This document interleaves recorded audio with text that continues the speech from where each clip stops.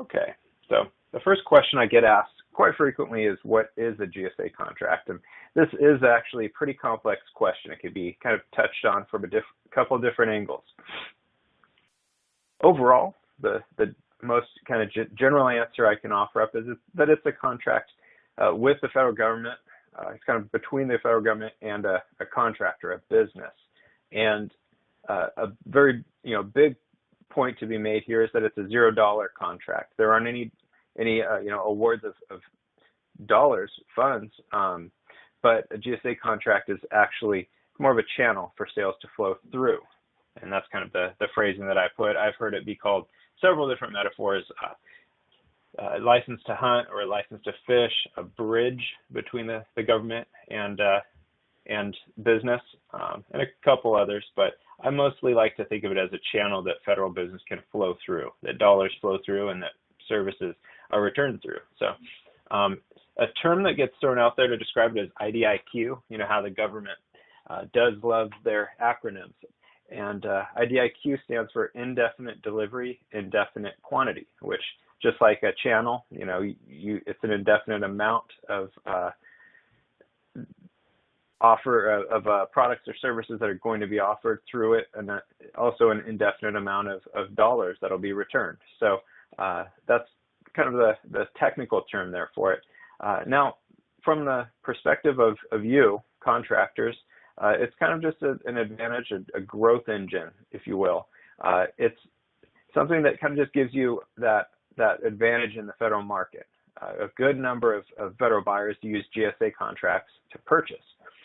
And there are several advantages for you to have one. The first one, obviously, is if you have a GSA contract, you can participate in all of the different marketplaces that the GSA have. And I'm going to go into those a little bit later, but another one really is just that it's a very exclusive area too. Instead of competing against everyone out there that's a competitor, you're competing against only competitors within the GSA space. It's a $33 billion market as of 2015, and we're just at the end of 16 right now. It's expected to go even higher this year. So the jury's out. We'll see soon if that starts to hit about 34, 35 billion. But yeah, so that'll give you an idea of the market size. It's also a long-term contract, 20 years with 4 different option terms. The first one's 5 years, and then there are 5 options to renew. And then there's also the intangible aspect of having a GSA contract, where it adds some legitimacy to your company. If you hand a business card to a government buyer and they see a GSA number on it or the GSA logo, then that carries with it a certain amount of pull. They know that you've been through a due diligence check with your company, that you passed through the other side, and also just that your pricing has been deemed fair and reasonable. It's gone through the ringer as well. Now, in practice, using the GSA contract, sometimes when somebody's referred to a GSA contract, they're talking about how it is in use, and that includes kind of mostly just the cutting of red tape in the purchasing process with the government. It really simplifies the process, where instead of kind of going through A to Z, you get to start right in the middle. And it's good for you, and that's also really good for buyers, because contracting officers are very, very busy people. They're not just working on your project, they're working on a good number of them. So any work that can be cut out of the process is going to be something that they see value in. And that's what GSA contracts do. And then the lower competition is something that's good for you, but it also is good for contractors or contracting officers as well, because imagine if you are a contracting officer, you're tasked with finding a vendor to supply for a multi-million-dollar IT project. The last thing you're going to want to do is sort through hundreds and hundreds of proposals. And that's the case if they throw it out there on FedBizOps, open to the world. Through GSA, that's going to be a much smaller pool of competition, and that pool of competition is going to be much more qualified too. GSA contractors tend to be much more serious about the market, and also just, they know a lot more about it as well. So that, in a nutshell, answers the question, what is a GSA contract? Next question I get asked a lot. This is an important one. Is if you're at the starting point, is do you qualify for a GSA contract? And there are three main points here. There's certainly a little bit more to it, but if you hit these three, the rest of them are just kind of minor obstacles usually. So the first one is that you have to have 2 years in business. This is qualified by uploading your financials for the past 2 years to the GSA. That's kind of how they verify that. It is worthy of a side note here that the IT schedule, Schedule 70, has a side door kind of way around this nowadays.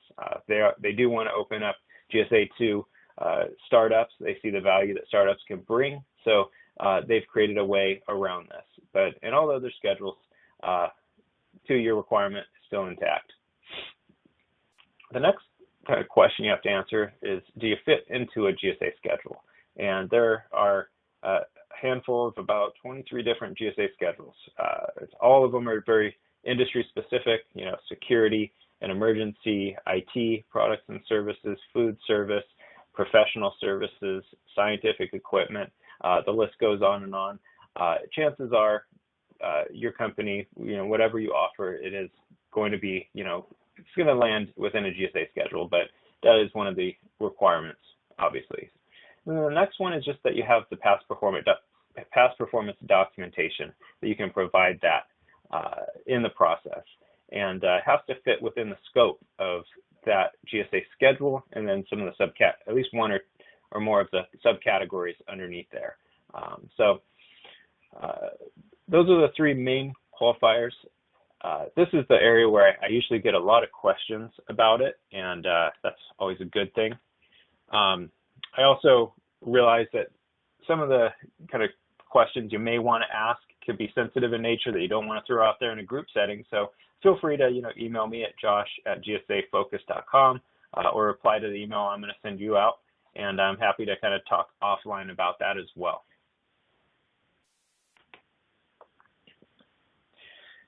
Now here's an answer to the question, how do you get a GSA contract? This is the big one. What's the process like?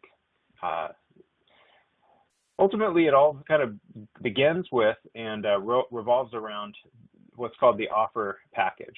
And that's just GSA lingo for the large group of documents that are prepared in exactly the precise specifications the GSA wants them to be in. Otherwise, you face rejection. An offer is usually around 30 different documents, give or take. It's just very, very large group of documents, and everything has to line up just perfectly. So first step is just the document preparation. And the way I work is I send out a welcome package with a kind of a checklist to get started. The group of items that I need from my clients to do what I do in preparing that offer package. We jump on a phone call and I walk them through it, and they get everything together and send it to me. I roll up my sleeves and prepare the offer from there, kind of circle back around for final signatures and any other loose ends before performing a quality check on the documents, and then submit it to the GSA on my client's behalf. Just so you know too, I'm about to, in the next slide or two, I'm going to go through the documents that are required in that. So you're probably a little curious on what the GSA asks for, and that is something that will be covered. But back to the submission process. GSA has an online kind of portal that documents can be submitted into, and a good number of questions are answered in that area as well. So the upload process in itself is a pretty big process. After that, your offer is in the system, it's kind of sitting in the queue. A few weeks go by, it gets assigned to a contracting officer, and that's going to be the person that is the liaison through the process from here on out. Oftentimes nowadays, this is kind of a tactic that GSA has taken on. It goes through a pass-fail, and that's where a lot of rejections happen, somewhere around 75 to 90%. And I've heard those numbers straight from the mouths of GSA contracting officers. So a good number of them are rejected these days, right after that submission stage.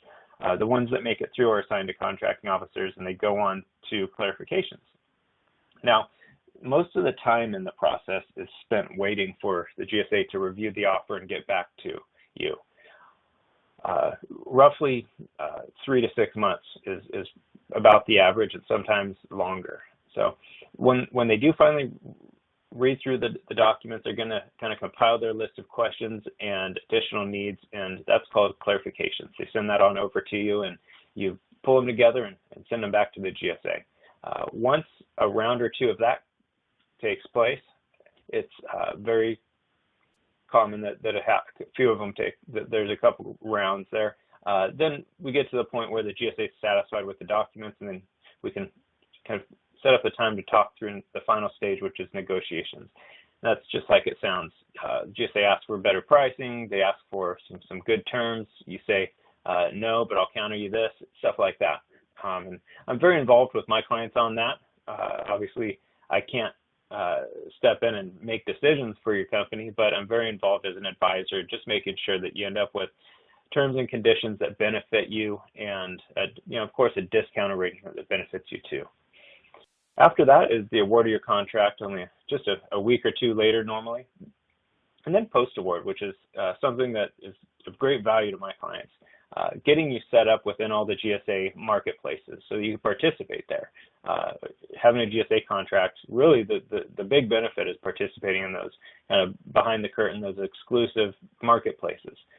So that's something that I handle for my clients, and yeah, that's all included. Next up is just what's the time investment. This is where I kind of go through all the documents that are required from you to get things going. First one is list of customer references, somewhere between 12 and 20 is what I ask for.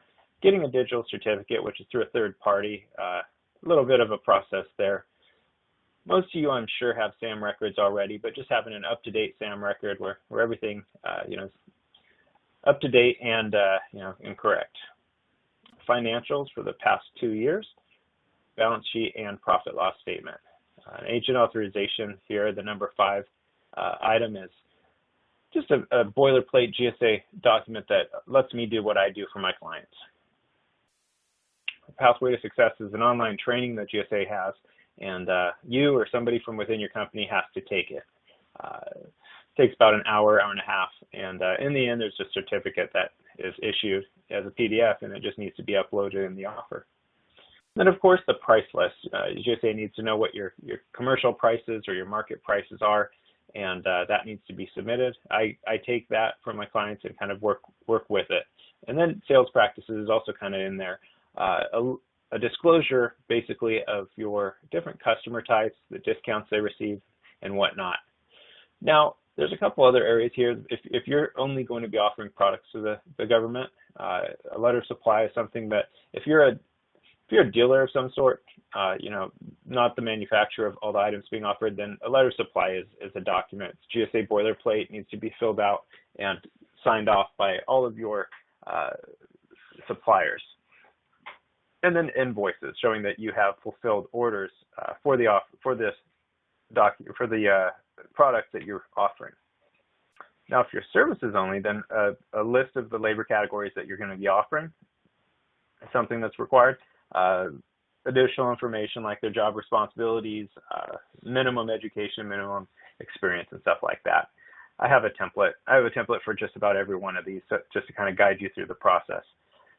And then the last one there for services is just a full project document package. I ask for everything I possibly can get from you for a handful of projects, usually about 3 to 5 if possible. And that includes invoices, contracts, POs, and whatnot. So altogether, I hear from my clients that it takes about 4 to 6 hours of their time to pull this all together and get it going. Of course, if you're very organized internally, that can take less time. If not, then it can take a little bit more time. Here's a couple of statistics before I go into the next question, which is going to be, is a GSA contract right for my company? Just so you know, there are 24 different GSA schedules, different GSA schedule is government lingo. A schedule is basically a industry or a group of industries that are kind of combined into a category. So each one is a category. And like I mentioned earlier, there's an IT 70 schedule. There is professional services, and the list goes on, 24 of them. And then there's 9 kind of in a sister program called the VA Federal Supply Schedules, and these all revolve around medical equipment, devices, pharmaceuticals, stuff like that. Altogether, just through the GSA schedules, $33 billion was spent in 2015. 2016 numbers should be out in about a month or so. 44% of the $33 billion went through Schedule 70, about 33% through the PSS, Professional Services Schedule, and 23% through the rest. And I went ahead and did some math just to kind of give you an idea of, what an average vendor in the GSA program makes. And so I took the roughly 4,500 IT70 contractors and divided that by the total number of sales that went through that program in 2015, and what that came out to is an average of $3.2 million per vendor. And then I did the same thing for the PSS, Professional Services, also called 00 Corp, and that came out to just a little bit lower, $2.8 million per vendor. So this will give you an idea of what a moderately successful company in this program, pulls every year. Definitely don't want to deceive you in any way, because there are a good number of vendors that do nothing. And then there are, of course, a handful of vendors near the top that do extremely well. And this is just chump change. This is one contract to them, $3.2 million. So there's a lot of variety there. But, thought it would help you in your decision making to just kind of let you know what the market size potential can be. So now the question, will a GSA contract grow your business? And the answer that I always give is, I don't know. I don't have a crystal ball to tell you if it will or if it won't. But I do truly believe in the 10 years I've been doing this, and I've seen it many times, that GSA contracts can really, really help if it's used the right way. First off, market research has to be done. Who are your buyers? Where are they from? How do they buy? Do they buy through GSA most of the time or not? So these are all very important questions to kind of start out with and do the research. You go on to usaspending.gov. There are several firms that can provide this information for you. But learning who that is and how, that'll answer the question is if a GSA contract is right for you. Next is, once you have all that data, you're able to kind of pull together a federal marketing plan. You can kind of figure out who your market is and how you're going to reach them. And then it's just a matter of time and commitment to stay with that plan. And the federal marketing plan, it's going to have things in it like locating opportunities. How are you going to find those RFQs, those requests for quotes? How are you going to actively market too? Because a lot of business happens in the government without RFQs being issued, or I'd say before RFQs are issued. How are you going to reach those buyers before they release it? Usually the early bird gets the worm there. Are you going to have a capture management process in place? Are you going to keep refining it and getting it better? And then the same with your proposal writing. That's something that takes some time to develop, and once you start seeing you kind of develop a sense on how to read between the lines there, you start winning a lot more. And there are a lot of pretty good consultants and really good companies out there that can help out with these areas. And you can always develop this stuff in-house as well. But yeah, taking that federal marketing plan and applying time and commitment, that's really the successful recipe that I've seen. Companies that get their GSA contract and succeed with it are the ones that kind of know where they're going, and they take the time and the focus to go there. And then also, just so you know, I wanted to go through the different kind of areas of the GSA marketplace. There's a GSA Advantage, where I kind of describe it as the Amazon.com of the government purchasing. So just like Amazon, products are listed, they can be searched, part numbers can be searched, their pictures, all that stuff. And a government buyer can pull out a credit card and purchase from here for up to $3,000. Really, no competition and no questions asked. The next kind of tier is a marketplace called eBuy. This is where RFQs, requests for quotes, are issued and sent out to everybody within a category. So government buyer wants to buy 1,000 pens. They go to the proper category, they upload their RFQ and all the documentation, they kind of list out what their needs are, then they hit send and everybody gets it. They could either reply to that with a proposal or not. And that goes up to $30,000. So kind of medium range orders, smaller orders probably would be considered. And the reason for that is really just that it's the law. It has to be a publicly posted opportunity if it's beyond $30,000. Now, that means it's going to be, usually posted to Fed Biz Ops, or I throw eLibrary in there because sometimes buyers will just kind of go through eLibrary and pull GSA contractors and send them that opportunity directly. But it's not to say that it's an open market opportunity. It's not GSA. Many GSA opportunities are posted to Fed Biz Ops, and they say it right there, somewhere in there, they'll say GSA only, and any proposal they get not from a GSA contractor is going to be thrown right into the trash. So that's all I have to say. Thanks for listening, everybody. Don't see any questions that have come up yet other than the one about the phone number. So feel free to type away if you have any questions. Again, if your questions are kind of sensitive or you think of any questions later on, I'm going to have an email out to you today or tomorrow, and you'll be able to respond directly to that or even set up a time to talk if it's a little bit more complex. So feel free to type in your questions. I'm not seeing any come in right now. But what I'll do here is I'll go right to the pitch. And